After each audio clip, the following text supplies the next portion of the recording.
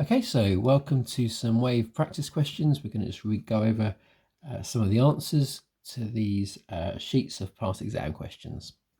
First one, ultrasound is a longitudinal wave. You can see it demoed there. Look at the diagram of a longitudinal wave. Oh, wonderful. Circle the letter that best shows a compression. Okay, so which one is the compression? Well, we should remember that these areas here are the compressions where the wave is compressed together. A and C look close to it, but not quite. I think the best answer is going to be B.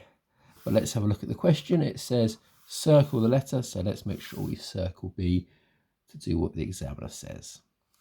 Write down the name of this distance between A and C. So let's change colour to blue. We've got A here and C here, so we've got the distance from there to there. And that's going to be a wavelength. Interesting, I've done something wrong already. I've circled A and C to show you what's going on. But unfortunately, I've just lost the first mark because I've now got 3 out of the 4 letters circled. So if you do that, make it obvious which one is your right answer. So the examiner isn't in any doubt there. Question 2, very similar. Again, ultrasound, we've got a slinky this time.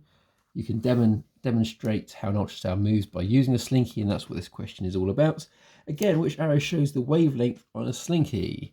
So let's have a look. B, we've got quite a long arrow there. A, we've got a short one. C, and D. So let's have a quick analyze of this. So we've got our compressions here, here, and here. And hopefully you can see the distance between 2 compressions is going to be a wavelength. So it's going to be C again for that one. Part 2 of that, we can observe the wave moving in the slinky spring and calculate its frequency. Why is it not possible to use this method to find the frequency of an ultrasound wave? Okay, so why can't we do it with an ultrasound? So if you go to hospital, you can ultrasound for a whole variety of different reasons.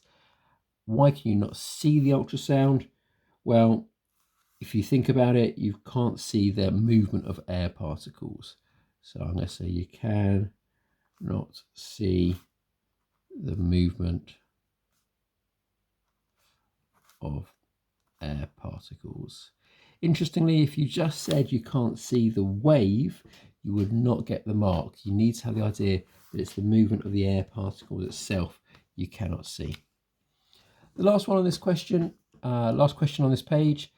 The table contains descriptions of wavelength and frequency. Which row in the table is correct? So wavelength and frequency, which row is correct?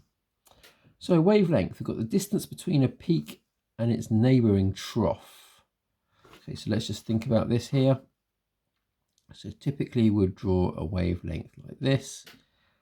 Okay, if it's a transverse wave, all the ones we've looked at so far are longitudinal.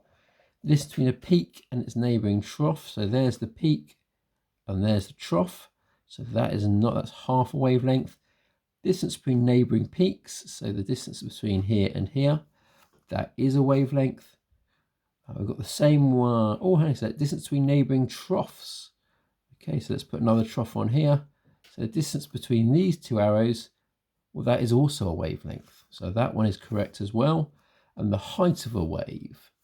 Well, you might remember the distance from the rest position in the middle to the height, the maximum displacement is the amplitude.